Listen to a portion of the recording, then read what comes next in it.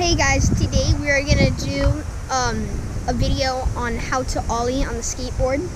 I'm here in Ventura, surfing, hanging out with my family, or camping. It's gonna be fun. But today we're gonna talk about how to ollie.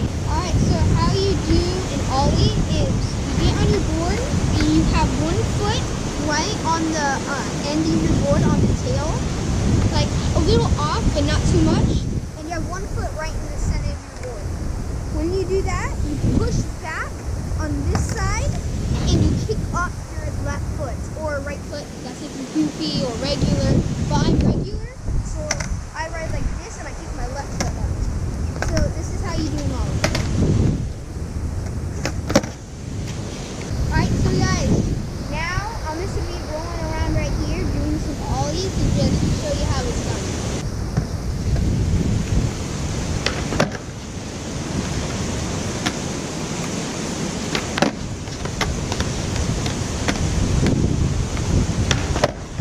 Alright guys, that was it for today's video.